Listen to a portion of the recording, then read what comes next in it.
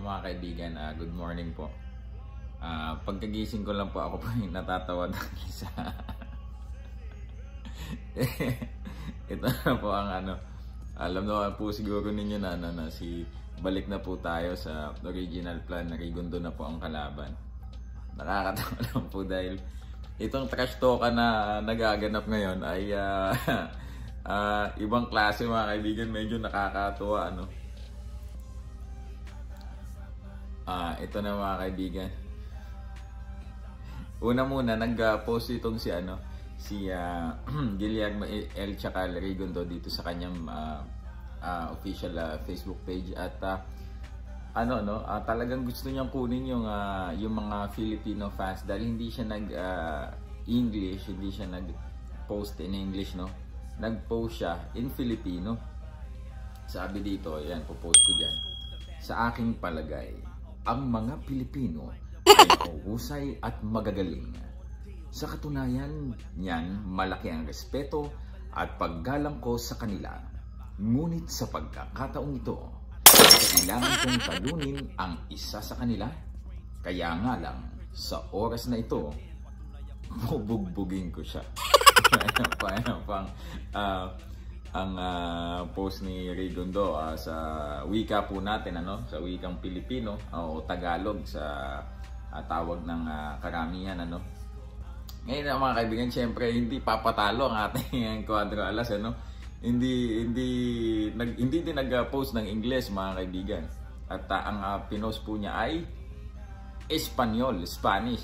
Yan po ang wika ng mga Cuban, para lubos niyang maunawaan at maintindihan at marurok ang ibig sabihin ng bawat litanya na namumutawi sa bibig ni Cuadro Alas mga kaibigan. Ito, post ko din. Sumagot, Sumagot. Cuadro Alas, it's my boy. Es bueno y estás ensayando.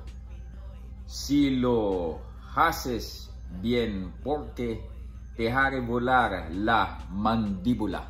Abateca. Guillermo L. Chacal Rigondo. Ayun, ano po ang ibig sabihin nun? Sabi ni Cuadro Alas, tama, mag-ensayo ka dahil papaliparin ko ang iyong panga.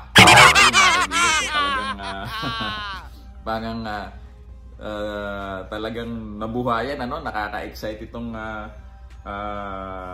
sagutan ngayon. At siguro simula pa lang ito at talagang ito si Guillermo talagang parang game din, medyo nakakatuwa itong ganitong estilo ni Rigondo din dahil nagulat yung marami, ang daming nag-PM sa amin na pagkagising ko.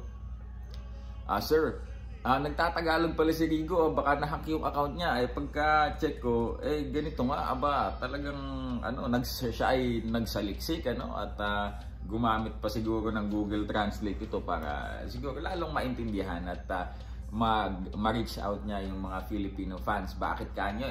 Alam kasi ni Rigo din na ang mga Pinoy fans ay talagang solid kung sumuporta, active sa internet.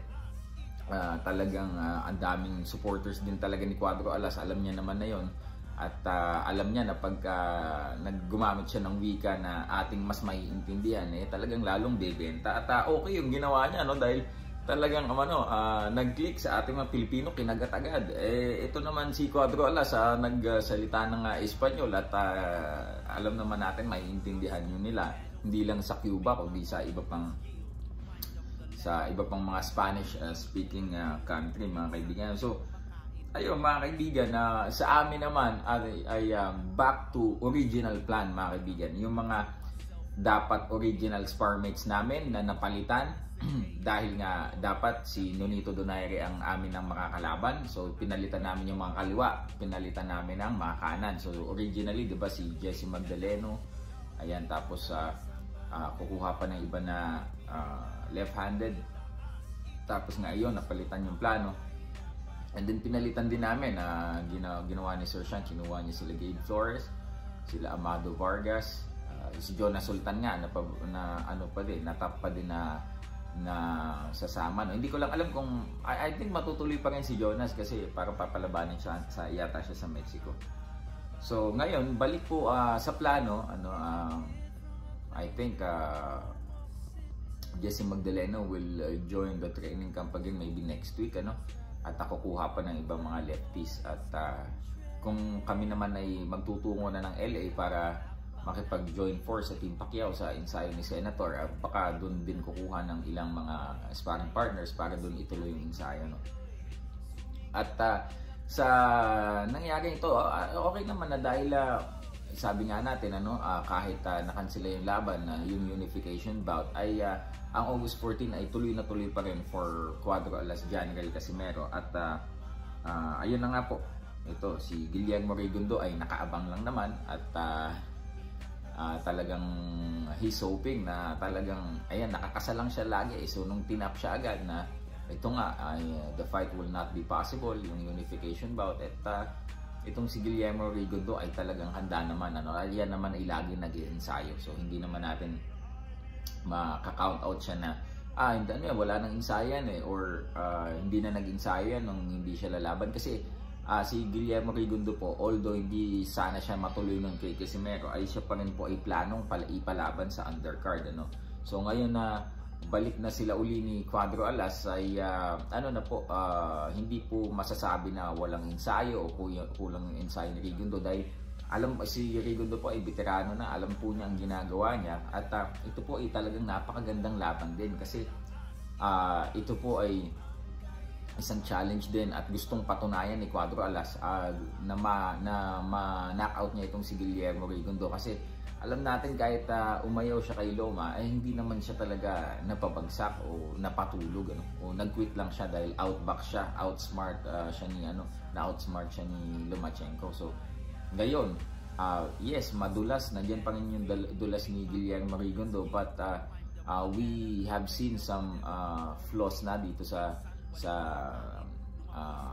current na laro ni Rigundo, at talagang may mga butas na kaming talagang inihahanda para mahulog sa bitag itong si Guillermo Rigundo, mga kaibigan, ano.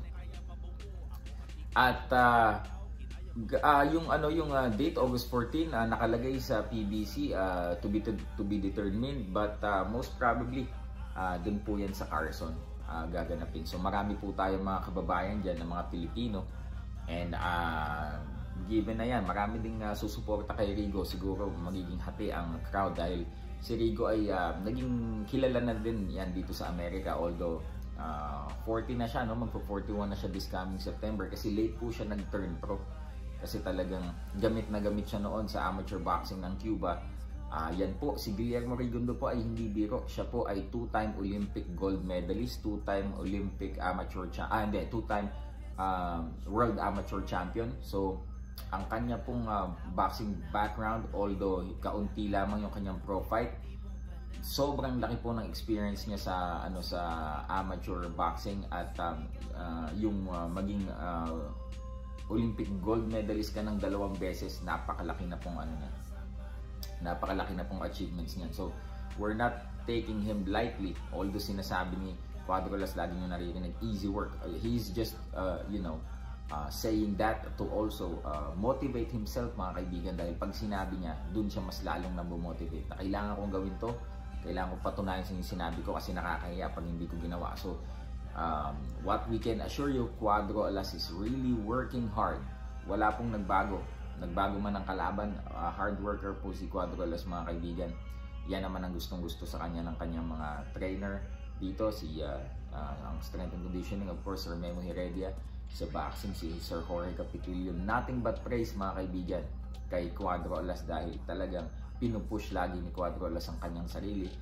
Inaawat na nga siya dahil alam mo yun, yung na-overtrain or sumasakit yung mga kasukasuan dahil sa sobrang todo sa ensayo. So actually they're giving Cuadro Alas a break, no, para maka-recover yung katawan, kasi at inaawat siya during strength and conditioning, kasi yung mga hindi naman dapat todong alam ba, sa sprinting sobrang todo, hindi, don't make it at 100%, just run at 80% of your speed. Ginagalo na lang niya mo dahil napaka-competitive nga nitong si Cuadro Alas, mga kaibigan. So yun, power at tapang plus hard work, mga kaibigan.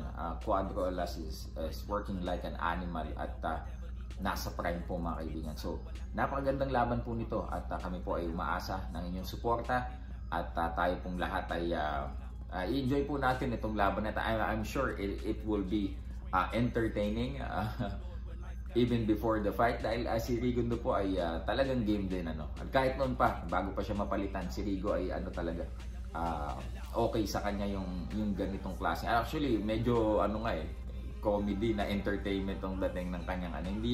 Hindi siya ano kulang si Rigo. So we're looking forward for this fight and I'm sure lahat din kayo excited para sa laban na ito. So yun mga kaibigan, John Rel Casimero, the WBO World Bantamweight Champion versus Guillermo Rigondo, the regular WBA Bantamweight Champion. So abangan po natin yan. Lahat po tayo ay talagang asahan niyo po na may entertain po sa laban na ito dahil both of our camps are really working hard.